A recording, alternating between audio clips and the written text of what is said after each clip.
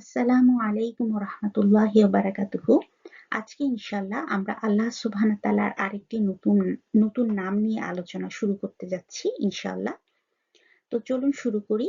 আউযু বিল্লাহি মিনাশ শাইতানির রাজিম। বিসমিল্লাহির রহমানির রহিম। আলহামদুলিল্লাহ ওয়াসসালাতু ওয়াসসালামু আলা রাসূলিল্লাহ। ইয়া ফাত্তাহ ইয়া আলিম, ইয়া ফাত্তাহ ইয়া আলিম, ইয়া ফাত্তাহ ইয়া আলিম।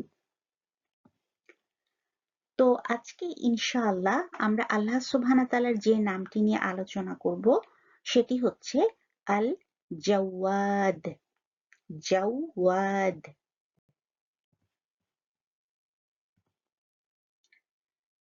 তো আল্লাহ সুবহানাহু ওয়া তাআলার এই যে নামটি আল জাওয়াদ, এটাও আসলে সুন্নাহ থেকে এসেছে, অর্থাৎ হাদিসে রাসূল সাল্লাল্লাহু আলাইহি সাল্লাম আল জাওয়াদ নামটি আল্লাহ সুবহানাহু ওয়া তাআলার নাম হিসাবে উল্লেখ করেছেন। এবং এই নামটির অর্থ সাধারণভাবে হচ্ছে যে আল্লাহ সুবহানাহু ওয়া তাআলা হচ্ছেন অনেক জেনারাস বা তিনি অনেক উদার, তিনি মহৎ, তিনি বান্দার প্রতি অনেক দয়াশীল। এই অর্থে এই নামটি রাসূল সাল্লাল্লাহু আলাইহি সাল্লাম হাদিসে উল্লেখ করেছেন। তো এখানে এই হাদিসটি আমরা এখানে স্লাইডে রাখার চেষ্টা করেছি, যেখানে রাসূল সাল্লাল্লাহু আলাইহি সাল্লাম হাদিসের একটি অংশে বলতেছেন যে আল্লাহ সুবহানাহু ওয়া তাআলা তিনি হচ্ছেন জাওয়াদুন ইউহিব্বুল জুদ। আল্লাহ সুবহানাহু ওয়া তাআলা হচ্ছেন আল্লাহ সুবহানাহু ওয়া তাআলা হচ্ছেন আল জাওয়াদ এবং তিনি ভালোবাসেন ইউহিব্বুল জুদ। তিনি জুদ ভালোবাসেন। আল্লাহ সুবহানাহু ওয়া তাআলা নিজে হচ্ছেন অনেক জেনারাস এবং উনি জেনারসিটি অনেক পছন্দ করেন। উনি দয়াবান, উনি মহৎ, উনি উদার এবং উদারতা আল্লাহ সুবহানাহু ওয়া তাআলা ভালোবাসেন। তাহলে আমরা জানলাম যে আল্লাহ সুবহানাহু ওয়া তাআলার এই নাম আল জাওয়াদ, যেটা আমরা সুন্নাহ থেকে বা রাসূল সাল্লাল্লাহু আলাইহি সাল্লাম কর্তৃক বর্ণিত হাদিস থেকে আমরা পাই এবং এর অর্থ হচ্ছে উদারতা বা আল্লাহ সুবহানাহু ওয়া তাআলা অনেক উদার, আল্লাহ সুবহানাহু ওয়া তাআলা মহৎ এবং তিনি উদারতা ভালোবাসেন। এখন প্রশ্ন হচ্ছে যে এই জুদ যে কথাটা যে বলা হচ্ছে যে আল্লাহ সুবহানাহু ওয়া তাআলা ভালোবাসেন জুদ, ইউহিব্বুল জুদ। এই জুদ শব্দের আসল অর্থটা কি? যদিও এটাকে আমরা যদি সরাসরি আম অনুবাদ করি তাহলে এটার অর্থ হচ্ছে উদারতা। আল্লাহ সুবহানাহু ওয়া তাআলা উদার, তিনি উদারতা পছন্দ করেন।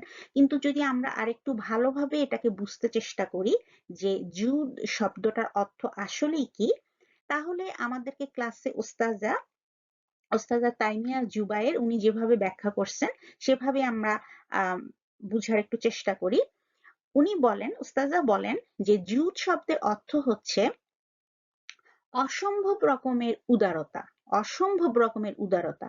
আল্লাহ সুবহানাহু ওয়া তাআলা উনি উদার এবং উনি উদারতা পছন্দ করেন এবং আল্লাহ সুবহানাহু ওয়া তাআলা হচ্ছেন অসম্ভব রকমের উদার এবং আল্লাহ সুবহানাহু ওয়া তাআলা এত বেশি দেন।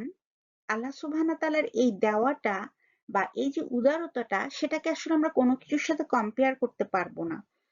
এবং আল্লাহ সুবহানাহু ওয়া তাআলা শুধু অনেক দেন তাই নয়, উনি আসলে আমরা চাওয়ার আগেই দিয়ে দেন। আমরা কোনো কিছু চাওয়ার আগেই তিনি দিয়ে দেন।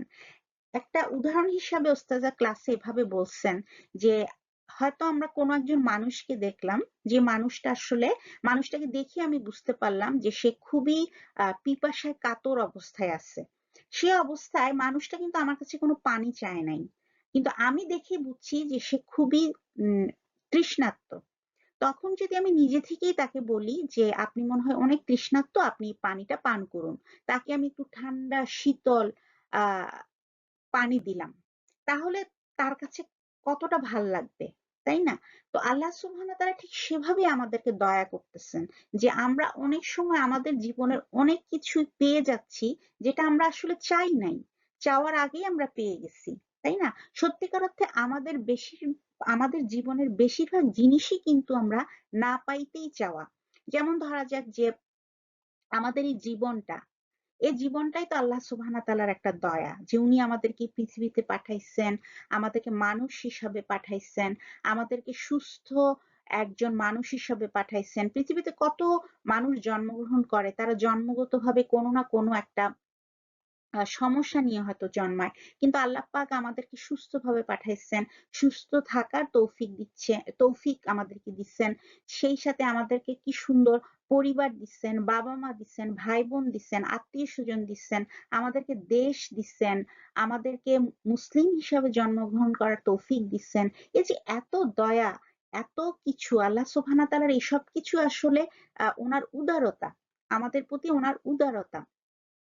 আল্লাহ সুবহানাহু ওয়া তাআলা ভালোবেসে তার বান্দাকে উদারভাবে দান করেন।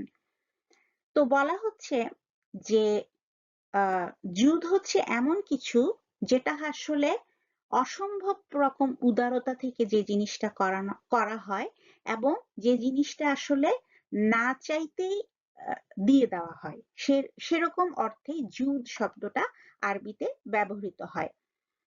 আহ তারপর বলা হচ্ছে যে আম বলা হচ্ছে যে আম এই যে এই নামটা এবং জুট শব্দটা দ্বারা আরো যেটা বুঝাচ্ছে সেটা হচ্ছে যে এমন কেউ যে কিনা সবসময় মানে দান করার জন্য বা দেওয়ার জন্য সুযোগ খুঁজতে থাকে। অর্থাৎ সে মানুষের জন্য কিছু করার জন্য সবসময় সুযোগ খুঁজতে থাকে। এরকম যারা, তাদেরকেও বলা হচ্ছে আসলে জাওয়াদ, এবং তাদের এই ধরনের উদারতাকে বলা হচ্ছে জুদ।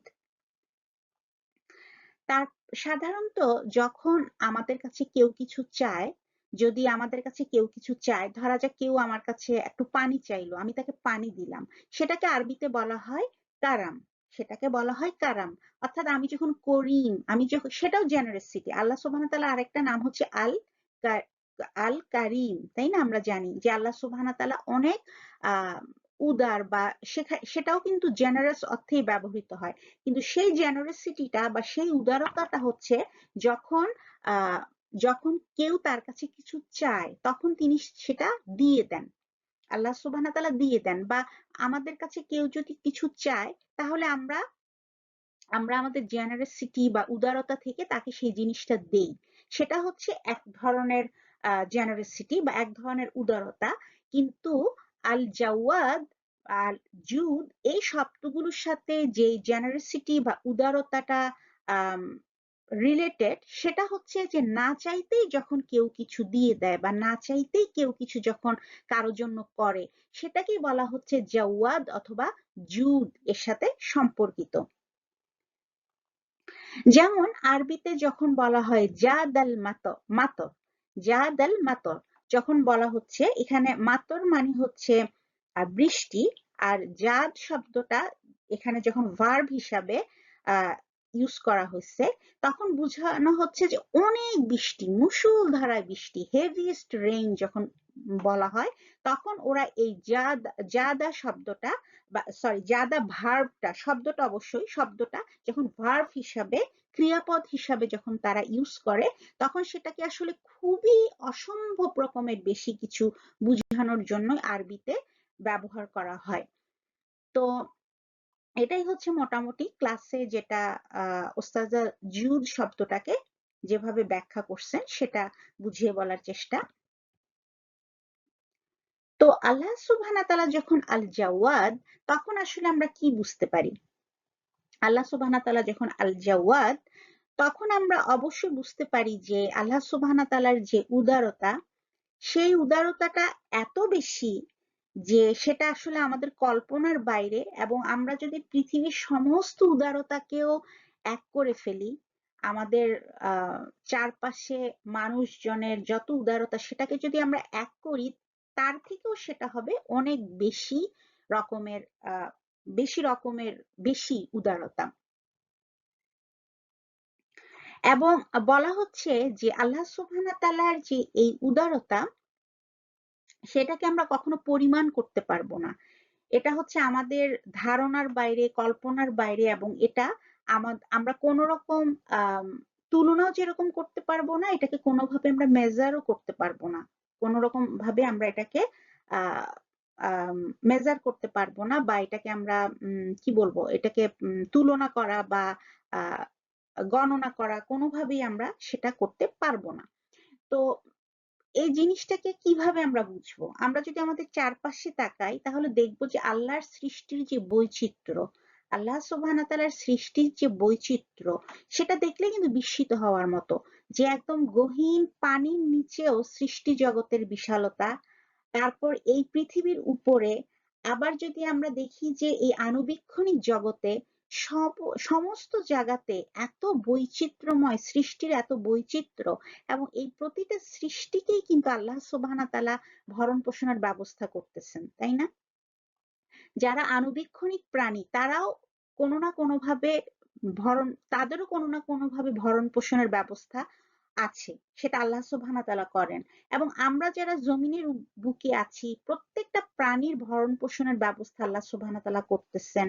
প্রত্যেকটা প্রাণী কিভাবে বেঁচে থাকবে, তাদের জন্য সেরকম একটা পরিবেশ তৈরি করা, সবকিছু আল্লাহ সুবহানাহু ওয়া তাআলা মেনটেন করতেছেন। তেমনি একদম সমুদ্রের নিচে যে জগৎ, সেই জগতেও কিন্তু সেখানে আমরা দেখি যে একটা বৈচিত্র্যময় একটা জগৎ। সেই জগতের মধ্যেও যারা বাস করতেছে, প্রাণী বা উদ্ভিদ, তাদেরকেও কিন্তু আল্লাহ সুবহানাহু ওয়া তাআলাই বেঁচে থাকার সমস্ত কিছু সেখানে তাদের জন্য সেভাবেই সাজিয়ে দিয়েছেন, গুছিয়ে দিয়েছেন, সাপ্লাই করতেছেন, তাই না? তো এই সবকিছু ওনার উদারতা, এই সবকিছু ওনার দয়া। উনি ইচ্ছা করলে কিন্তু কোনো একটা জায়গা থেকে সবকিছু নির্মূল করে ফেলতে পারেন, কিন্তু আল্লাহ সুবহানাহু ওয়া তাআলা তার সমস্ত সৃষ্টি জগতের সবকিছুকে একইভাবে টেক কেয়ার করেন। এই সবকিছু কিন্তু তার দয়া, তাই না? তারপর যদি আমরা নিজেদের দিকে যদি তাকাই, যে আমরা দুই ভাগে বিভক্ত, আমরা কেউ বিশ্বাসী, কেউ অবিশ্বাসী। আমরা যারা অবিশ্বাসী, আমাদের মধ্যে যারা অবিশ্বাসী, আল্লাহ মাফ করুক, সেসব অবিশ্বাসীদেরকেও কিন্তু আল্লাহ সুবহানাহু ওয়া তাআলা নিমিষেই শাস্তি দিচ্ছেন না। এই পৃথিবীতে তাদেরকে আমরা দেখতেছি যে তারা বহাল তবিয়তে বাস করতেছে। আল্লাহ সুবহানাহু ওয়া তাআলা তাদেরকেও মেধা দিচ্ছেন, বুদ্ধি দিচ্ছেন। তারাও তাদের মেধা বুদ্ধিকে কাজে লাগায় যখন উন্নতির চরম শিখরে উঠতেছে, আল্লাহ সুবহানাহু ওয়া তাআলা সেখান থেকেও কিন্তু তাদেরকে একদম যে নিমিষেই তাদেরকে ধ্বংস করে দিচ্ছেন সেরকম কিছু না। তাদেরকেও সময় দেওয়া হচ্ছে এবং তাদেরকেও সুযোগ দেওয়া হচ্ছে জানার, বুঝার। এর মধ্যে যারা হেদায়েত প্রাপ্ত হচ্ছে তারা হেদায়েত প্রাপ্ত হয়ে ফিরে আসতেছে, যারা হচ্ছে না তাদেরকে আল্লাহ সুবহানাহু ওয়া তাআলা মৃত্যুর আগ পর্যন্ত সময় দিচ্ছেন। তো এটাও তো এক ধরনের দয়া। আমরা যদি ভালো করে আমাদের জীবনের দিকে তাকাই, তাহলে আমাদের আন্ডারে যারা আছে, যেমন ধরা যাক আমাদের পরিবারের কেউ, বা আমরা যখন অফিসে কাজ করি, বা কেউ যদি কোনো একটা কোম্পানি চালাই, সেখানে আমাদের যারা অধীনস্থ, তারা যদি আমাদের কথা মতো না চলে, আমরা তাদেরকে যেভাবে চলতে বলতেছি, যেভাবে আমরা তাদেরকে সমস্ত সুযোগ সুবিধা দিচ্ছি, তারপরে যদি কেউ একটু উল্টাপাল্টা করে, কেউ যদি কোনো কিছু অমান্য করে, আমরা সাথে সাথে কি করব? তাকে শাস্তি দিয়ে দিব, তাকে ছাঁটাই করে ফেলবো। কই আল্লাহ সুবহানাহু ওয়া তাআলা তো এরকম করতেছেন না। তার এত নিয়ামত পাওয়ার পরেও যারা অবিশ্বাসী, তারা যে এত খারাপ কিছু করতেছে, তারা সবচেয়ে বড় যে খারাপ কাজ করতেছে সেটা হচ্ছে শিরক করতেছে। সবচেয়ে খারাপ কাজ যেটা করতেছে, যে আল্লাহ সুবহানাহু ওয়া তাআলাকে তারা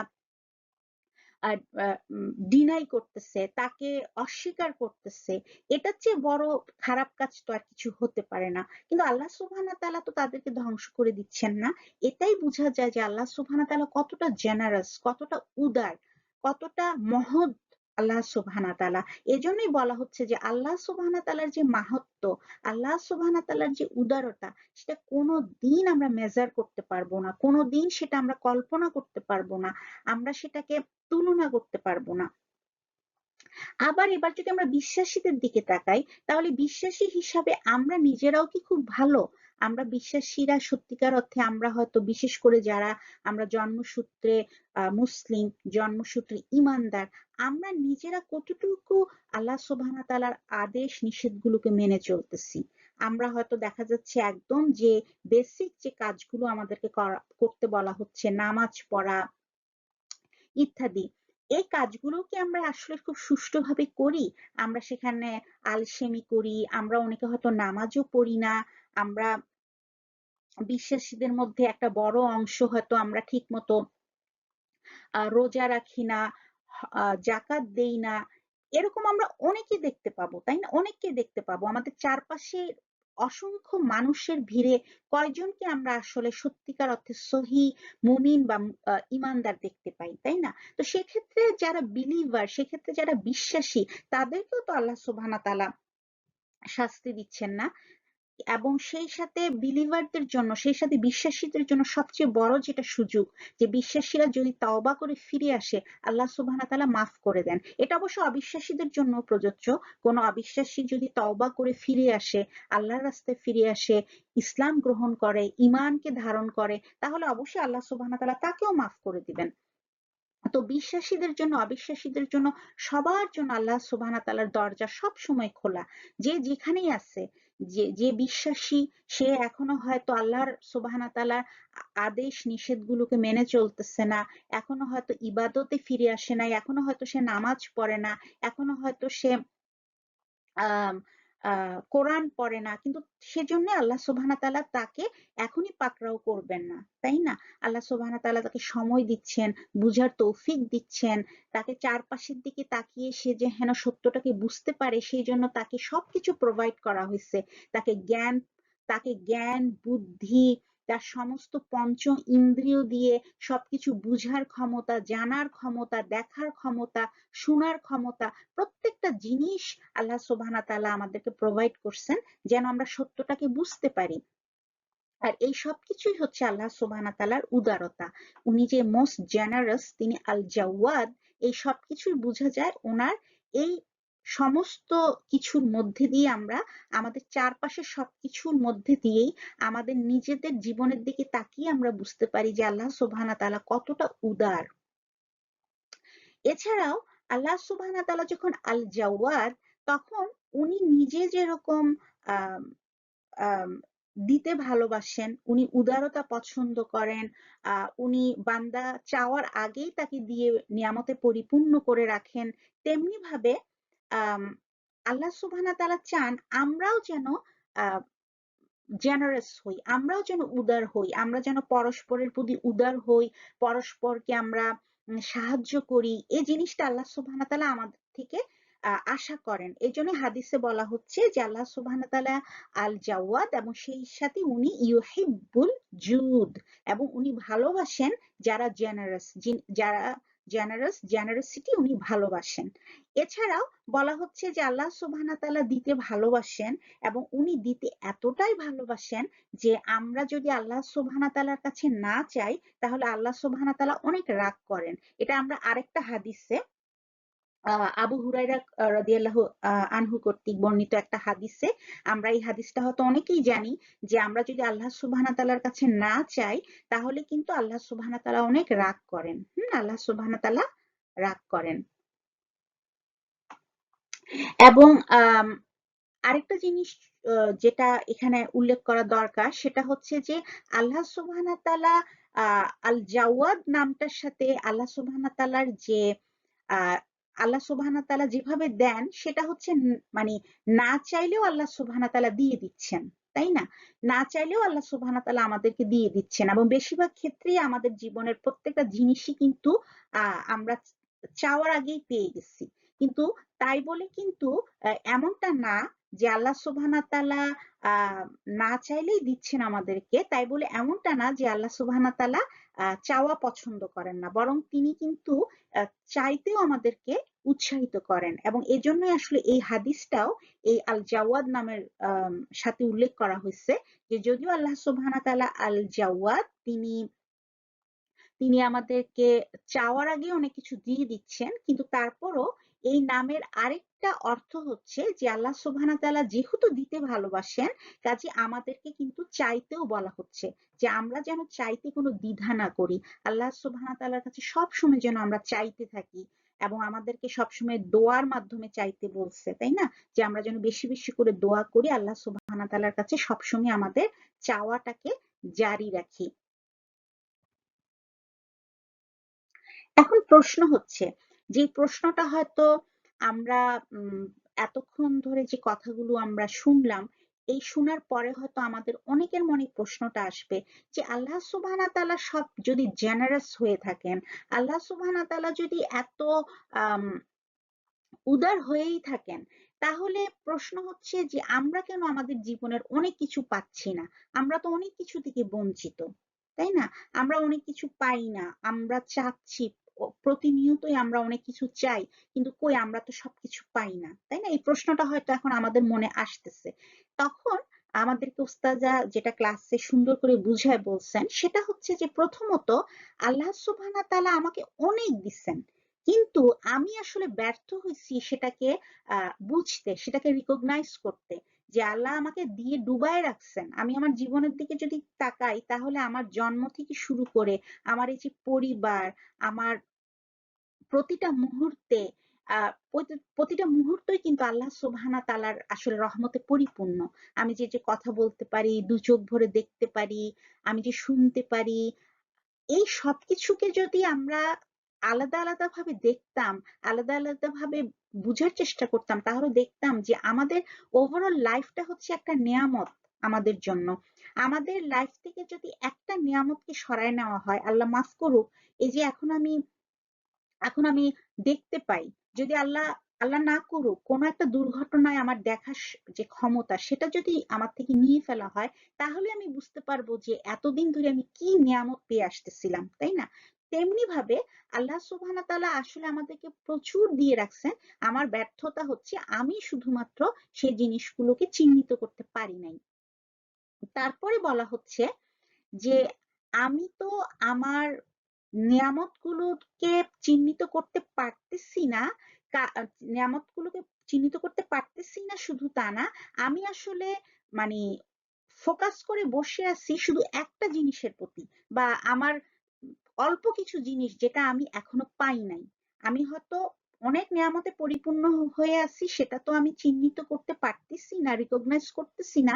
প্লাস হচ্ছে আমি আসলে সেগুলো রিকগনাইজ করতে পারতেছি না এই কারণে যে, যে কারণটা হচ্ছে সেটা হচ্ছে যে আমি আসলে আহ আমার সব ফোকাস হচ্ছে একদিকে, আর সেটা হচ্ছে আমি কি পেলাম না সেটা নিয়ে আমার সমস্ত ফোকাস, যে কেন আমি ভালো রেজাল্টটা পাইলাম না, কেন আমি ওর মতো সুন্দর হইলাম না, কেন আমি ওর মতো ধনী পরিবারে জন্মগ্রহণ করলাম না, বা ওইটা কেন আমার হইল না, ওই চাকরিটা কেন হইল না, এই ভালো রেজাল্টটা কেন আমার হইল না, এই গাড়িটা কেন আমার হইল না, এই বাড়িটা কেন আমার হইল না, ইত্যাদি ইত্যাদি।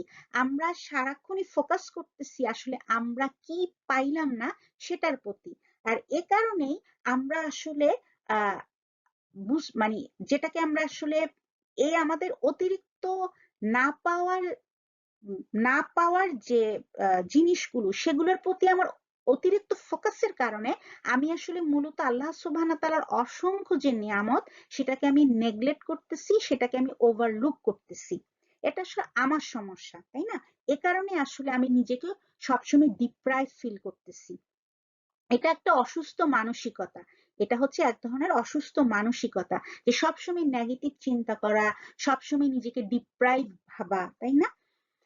তারপরে উনি বলতেছেন, ওস্তাদা যেটা বলতেছেন, যে আল্লাহ সুবহানাহু তাআলাকে যদি আসলে আমরা বুঝি তাহলে আমরা এটা তো বুঝি যে আল্লাহ সুবহানাহু তাআলার যে উইজডম, আল্লাহ সুবহানাহু তাআলার যে প্রজ্ঞা এবং ওনার যে নলেজ, সেটা দিয়ে উনি ভালো জানেন যে কোনো একটা জিনিস কখন আমার জন্য কল্যাণকর, কিভাবে কল্যাণকর, এবং ঠিক কতটুকু পরিমাণ পাওয়া আমার জন্য কল্যাণকর, সেটা একমাত্র আল্লাহ সুবহানাহু তাআলাই ওনার প্রজ্ঞা এবং জ্ঞান দিয়ে নির্ধারণ করবেন। কাজেই কোনো একটা জিনিস উনি আমাকে দিতেও পারেন, অথবা সেটা উনি আমার থেকে সেটা আমাকে নাও দিতে পারেন, সেটা আমার থেকে উনি জাস্ট উনি এটা দিলেন না আমাকে, তাই না? আমার রিজিকের থেকে উনি সেটা মুছে ফেললেন, যে না এটা ও এটা না পাওয়াটাই ওর জন্য ভালো হবে, কল্যাণকর হবে। এবং এই যে আমার কোনো কিছু আমাকে এই মুহূর্তে দিচ্ছেন না, বা উনি ঠিক করছেন যে এটা আমার জন্য পাওয়া ঠিক না, এই যে ওভারঅল যে এই ব্যাপারটা যে উনি জিনিসটাকে আইদার হোল্ড করে রাখছেন, বা সে জিনিসটাকে উনি দিবেনই না ঠিক করছেন আমাকে, এটা কিন্তু ওনার যে উদারতা সেটার সাথে সংঘর্ষপূর্ণ নয়।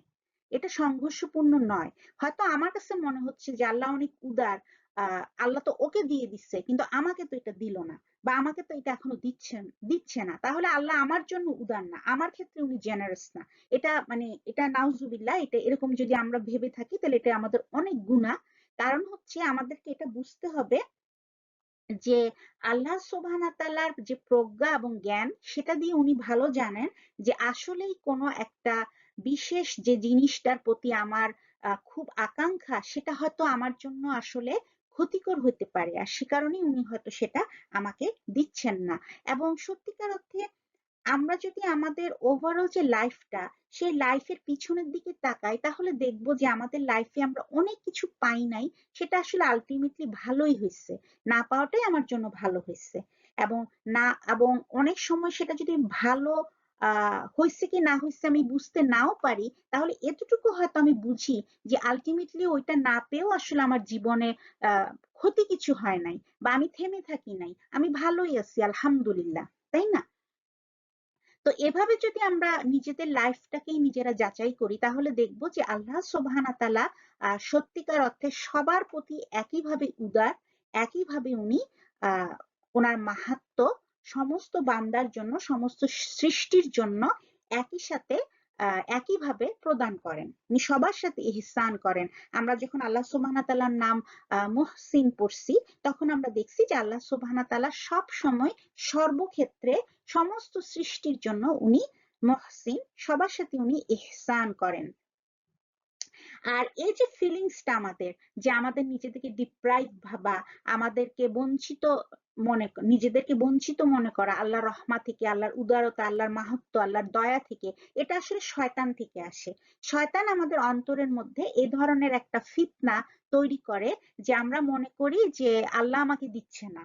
তো এবং শয়তান কিন্তু আল্লাহ সুবহানাহু তাআলার সাথে শয়তানের এই যে কথোপকথনটা, যেটা সূরা আল আরাফে আমরা যদি কেউ পড়ে থাকি, তো হয়তো আমরা জানি যে শয়তানকে যখন বলা হচ্ছিল যে তুমি সিজদা করো আদম আলাইহিস সালামকে, তখন সে যখন ডিনাই করলো, তখন আল্লাহ সুবহানাহু তাআলা যখন তাকে বলল যে তুমি কেন তাকে আহ সিজদা করলা না, তখন সে বলছে যে না, আমি তো তার থেকে শ্রেষ্ঠ, সে হচ্ছে সামান্য মাটির তৈরি, আমি তার থেকে শ্রেষ্ঠ।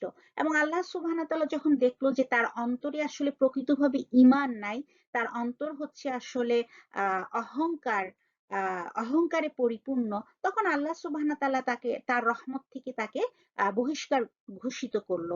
আর তখন সে আল্লাহ সুবহানাহু তাআলার কাছে আহ আল্লাহ সুবহানাহু তাআলাকে কি বললো, আল্লাহ সুবহানাহু তাআলাকে এটা চ্যালেঞ্জ করলো যে আমি কিয়ামত পর্যন্ত তাদেরকে বিপদগামী করব।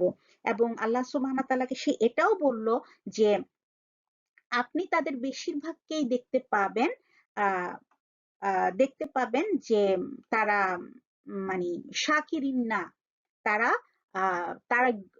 তারা কৃতজ্ঞ না। এখানে আমার স্লাইডে একটু ভুল লেখা হয়েছে, এখানে আমি লিখছি যে আহ ও না, ঠিকই লিখছি আমি, হ্যাঁ, আমি এখানে লিখছি যেটা, যে আপনি তাদের বেশিরভাগকেই শাকিরিন দেখতে পাবেন না, তাদেরকে কৃতজ্ঞ দেখতে পাবেন না। অর্থাৎ আহ আপনি তাদেরকে আনগ্রেটফুল দেখবেন বা তাদেরকে অকৃতজ্ঞ পাবেন। তো এই পুরো আয়াতটা আমি পরের স্লাইডেই তুলে দিছি, যে যে আয়াতে পবিত্র কোরআনের সূরা আল আরাফে ৭ নাম্বার যে সূরা, সেই সূরাতে শয়তান আল্লাহ সুবহানাহু তাআলাকে বলছিল যে সে এমন ভাবে বিপদগামী করবে বান্দাকে, যে আল্লাহ সুবহানাহু তাআলা দেখবে যে তার বেশিরভাগ বান্দাই আল্লাহ সুবহানাহু তাআলার এই যে দয়া, সেই দয়ার বিপরীতে তারা অকৃতজ্ঞ, তারা শাকিরিন না, তারা কৃতজ্ঞ নয়, এরকমটাই দেখতে পাবে। তো যাই হোক, তো তাহলে শয়তানই আমাদেরকে আসলে এই আমাদের ভিতরে অন্তরে এই জিনিসটা তৈরি করে, যে আমরা আমরা যে জিনিসটা পাই না সেই জিনিসটার প্রতি আমরা ফোকাস করে বসে থাকি। এবং এই ঘটনাটা সেই একই সূরাতে আমরা কিন্তু দেখতে পাই যে সে কিভাবে আমাদেরকে বিপদগামী করে। আমরা আদম আলাইহিস সালামের যে ঘটনাটা সূরা আল আরাফে পাই, যে সেখানে আদম আলাইহিস সালামকে আল্লাহ বলছিল যে তুমি এবং তোমার স্ত্রী জান্নাতে প্রবেশ করো, এবং জান্নাতে তোমার যেখানে খুশি তুমি সেখানে যাও, যা খুশি তাই খাও, শুধু একটা একটা গাছকে আল্লাহ বলছিলেন, একটা গাছের কাছে যেতে আল্লাহ সুবহানাহু ওয়া তাআলা তাদেরকে মানা করছিল। অথচ আশ্চর্য ব্যাপার হচ্ছে শয়তান তাদের অন্তরে এমন ভাবে প্ররোচনা তৈরি করলো যে ওই একটা গাছের কাছেই তাদের যাওয়ার জন্য তারা অস্থির হয়ে পড়লো। তাদের অন্তরে এমন ভাবে সে মানে প্ররোচনা দিতে শুরু করলো যে তারা শেষ পর্যন্ত সেই গাছের মানে কাছে তাদের সেই গাছের ফল না খাওয়া পর্যন্ত আসলে ক্ষান্তই হইল না। আর তার পরিণামে কি হইলো, তার পরিণামের যে ঘটনাটা সেটাও আমরা জানি। তাহলে এভাবেই যদি আদম আলাইসাল্লামকে শয়তান যদি বিপদগামী করতে পারে, তাহলে আমরা তো আসলে কিছুই না, তাই না? আর সে কারণেই আহ যেটা আমাদেরকে করতে হবে যে প্রতিনিয়ত আল্লাহ সুবহানাহু ওয়া তাআলার কাছে শয়তানের এই প্ররোচনার হাত থেকে রক্ষা পাওয়ার জন্য আমাদেরকে দোয়া করতে হবে। আমরা যেন শয়তানের এই ওয়াসওয়াসা থেকে বেঁচে থাকতে পারি, যে আমাদের অন্তরে যদি কখনো এই ধরনের কোনো কিছু আসে যে আমি পাইলাম না বা আমি ডিপ্রাইভ, তখনই আমরা আল্লাহ সুবহানাহু ওয়া তাআলার কাছে দোয়া করব যেন আল্লাহ আমাদেরকে এই ফিতনা বা এই ট্রায়াল থেকে রক্ষা করেন। তারপরে যেটা ওস্তাদা বলতেছেন যে আমরা যদি খেয়াল করি যে আল্লাহ সুবহানাহু ওয়া তাআলা যখন আমাদেরকে কিছু দিচ্ছেন না, তখন আসলে মূলত আল্লাহ সুবহানাহু ওয়া তাআলা তখনও কিন্তু আমাদেরকে আসলে কিছু দিচ্ছেন। সেটা কিরকম? যখন আমরা আসলে একটা জিনিসের জন্য অপেক্ষা করতেছি যে আল্লাহ আমাকে এটা হয়তো দিবেন, আমি প্রতিনিয়ত দোয়া করতেছি, এর মাধ্যমে কিন্তু আসলে অনেক কিছু ডেভেলপ করতেছে। প্রথমত আমাদের যেটা সবর বা আমাদের ধৈর্য ডেভেলপ করতেছে, যে আমরা ধৈর্য ধারণ করতেছি, দোয়া করতেছি, এর মাধ্যমে শুধু ধৈর্য না, এর মাধ্যমে আহ আরেকটা জিনিস ডেভেলপ করতেছে যেটা আসলে স্লাইডে আমার লেখা হয় নাই। সেটা হচ্ছে যে আমাদের সাথে আল্লাহ সুবহানাহু ওয়া তাআলার যে কানেকশনটা, সেই কানেকশনটা অনেক আল্লাহ সুবহানাহু ওয়া তাআলার সাথে আমাদের যে সম্পর্কটা সেটা অনেক ক্লোজ হচ্ছে, সেটা আসলে অনেক সুগভীর হচ্ছে। কারণ আমি প্রতিনিয়ত আল্লাহ সুবহানাহু ওয়া তাআলার কাছে দোয়া করতেছি যে আল্লাহ তুমি আমাকে এটা দাও, যদি ভালো মনে করো এটা দাও। এভাবে আল্লাহ সুবহানাহু ওয়া তাআলার সাথে প্রতিনিয়ত দোয়া করার মাধ্যমে আল্লাহ সুবহানাহু ওয়া তাআলার সাথে আমাদের একটা সুন্দর সম্পর্ক তৈরি হচ্ছে। আমরা আল্লাহ সুবহানাহু ওয়া তাআলার নৈকট্য লাভ করতেছি। আল্লাহ সুবহানাহু ওয়া তাআলার সাথে আমাদের যে সম্পর্কটা সেটা আরো নৈকট্যপূর্ণ হচ্ছে। প্লাস হচ্ছে আমাদের মধ্যে অনেক কিছু ডেভেলপ করতেছে, যেমন সবর বা ধৈর্য ডেভেলপ করতেছে, যেগুলো আমাদেরকে কি করবে, যেগুলো আসলে পরিণামে আমাদেরকে অনেক অনেক রিওয়ার্ড আমাদের জীবনে নিয়ে আসবে। যে ঠিক আহ, যেই খুব সুনির্দিষ্টভাবে যে জিনিসটা আমি চাচ্ছি সেটা যদি আমি নাও পাই, অন্য কোনো দিকে আল্লাহ সুবহানাহু ওয়া তাআলা আমাকে আসলে ঢেলে দিবেন। এবং আহ সত্যিকার অর্থে আমরা হয়তো খুব সীমিত পরিসরে চিন্তা করি, কিন্তু আল্লাহ সুবহানাহু ওয়া তাআলা চিন্তা করেন আমাদের জন্য, আল্লাহ সুবহানাহু ওয়া তাআলা চিন্তা করেন আমাদের জন্য আসলে যেটা একদম যেটা কিনা আমাদের জন্য অনন্তকালের জীবন পর্যন্ত আল্লাহ সুবহানাহু ওয়া তাআলা চিন্তা করেন। আল্লাহ সুবহানাহু ওয়া তাআলা চিন্তা করেন কিভাবে বান্দা শেষ পর্যন্ত জান্নাত পর্যন্ত যেতে পারবে, আমৃত্যু পর্যন্ত বা অনন্তকাল ধরে ফর এভার পর্যন্ত কিভাবে তার জন্য ভালো কিছু আসবে, সেভাবেই আসলে আল্লাহ সুবহানাহু ওয়া তাআলা আমাদেরকে পরিচালিত করার চেষ্টা করেন। এজন্য অনেক কিছু না দিয়ে আল্লাহ সুবহানাহু ওয়া তাআলা আমাদের জন্য সঞ্চয় করে রাখেন, যেটা কিনা উনি পরবর্তীতে আমাদেরকে দিতে চান, হয়তো দুনিয়াতে অথবা আখেরাতে। এভাবে যদি আমরা সামগ্রিক সিনারিওটা বা প্রেক্ষাপটটা চিন্তা করি, তাহলে দেখব ইনশাল্লাহ ইনশাল্লাহ আমাদের মধ্যে যে হতাশা, আমাদের মধ্যে যে সবসময় এক ধরনের বঞ্চিত হওয়ার মতো করে যে নেগেটিভ যে ধারণাগুলো আসে, সেগুলো থেকে আমরা ইনশাল্লাহ ইনশাল্লাহ পরিত্রাণ পেতে পারবো। তো এখন আমি এই স্লাইডটার মধ্যে আসলে ওই আয়াতটা যেটা কিছুক্ষণ আগে বললাম, যে শয়তান আল্লাহ সুবহানাহু ওয়া তাআলাকে চ্যালেঞ্জ করছিল যে তুমি আপনি বেশিরভাগই দেখতে পারবেন যে তারা আসলে গ্রেটফুল না বা তারা শাকিরিন না। তো এই আয়াতটা আমি এখানে স্লাইডে রাখার চেষ্টা করছি। তো কিভাবে আমরা আমাদের ওভারঅল লাইফে আমরা কিভাবে আল্লাহ সুবহানাহু ওয়া তাআলার এই নাম আল জাওয়াদ আমরা কিভাবে ইমপ্লিমেন্ট করব, সেটা হচ্ছে যে আমরা মূলত আসলে আল্লাহ সুবহানাহু ওয়া তাআলা যেরকম আল জাওয়াদ, তিনি হচ্ছেন উদার, তিনি পছন্দ করেন, আল্লাহ সুবহানাহু ওয়া তাআলা ইউহিব্বুল জুদ, উনি জেনারসিটি পছন্দ করেন। তাহলে আমরা উদার হওয়ার চেষ্টা করব আমাদের ঘরে এবং বাইরে। আমরা সবসময় সাহায্য করব, সাহায্যের হাত বাড়িয়ে দিব, সেটা শুধু বাইরে না, ঘরের ভিতরেও।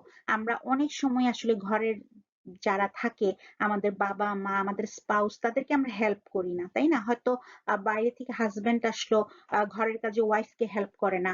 ওয়াইফ হয়তো আবার হাজবেন্ডকে বুঝতে চায় না, সে বাইরে থেকে কাজ করে আসছে, তার সাথে হয়তো তখন রাগারাগি করতেছে। তো পরস্পরকে এই যে বুঝাটা, পরস্পরকে এই যে মেন্টাল সাপোর্ট দেওয়া, এটাও কিন্তু এক ধরনের জেনারেসিটি, তাই না? তেমনি ভাবে মা বাবাকে সাহায্য করা। মা হয়তো ঘরের কাজ করতেছে, আমি বসে বসে খালি পড়াশোনাই করব তা কিন্তু না। হ্যাঁ, আমাদের সময়ে বাবা মারা যেটা করতেছেন, যে সবসময় ওনারা চান ছেলেমেয়েরা খালি পড়াশোনাই করুক এবং তারা ভালো রেজাল্ট আনুক। এটার বাইরে কিন্তু ছেলে মেয়েকেও শিখাইতে হবে যে কিভাবে তারা অন্যকে হেল্প করবে, বা বাসায় যারা মুরব্বি থাকবে তাদেরকে হেল্প করবে, বাসায় যারা ছোট থাকবে তাদেরকে হেল্প করবে। এই যে হেল্প করার যে মেন্টালিটি, এটা এক ধরনের, মানে এটা একটা জিনিস যেটা আমাদেরকে ছোটকাল থেকে শিখানো উচিত, বাচ্চাদেরকে শিখানো উচিত, এবং আমরা নিজেরাও এই মেন্টালিটি ডেভেলপ করা উচিত যে আমরা পরস্পরকে সাহায্য করব। এটা হচ্ছে এক ধরনের জেনারেসিটি, এক ধরনের উদারতা। তারপর আমরা আমাদের পরিবারের বাইরে, আমাদের সমাজে এবং টোটাল উম্মার জন্য যার যেই ক্যাপাসিটি আছে সেটা দিয়ে কিন্তু আমরা পরস্পরকে সাহায্য করার চেষ্টা করব।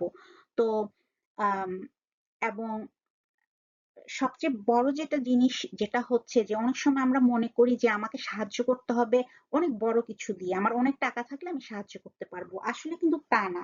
যেমন আমাদেরকে হাদিসে বলা হয়েছে যে রাস্তা থেকে যদি একটা ছোট জিনিস, একটা ক্ষতিকর একটা জিনিস, ছোট একটা ক্ষতিকর জিনিস, সেটাও যদি কেউ রাস্তা থেকে তুলে ফেলে দেয়, তাহলে অন্য যারা পথচারী তাদের জন্য কি হলো? তাদের জন্য যদি কোনো খারাপ কিছুর আশঙ্কা থাকে, সেটা থেকে সে মুক্ত হয়ে গেল। তাহলে এটাও একটা জেনারেসিটি, এটাও একটা উদারতা।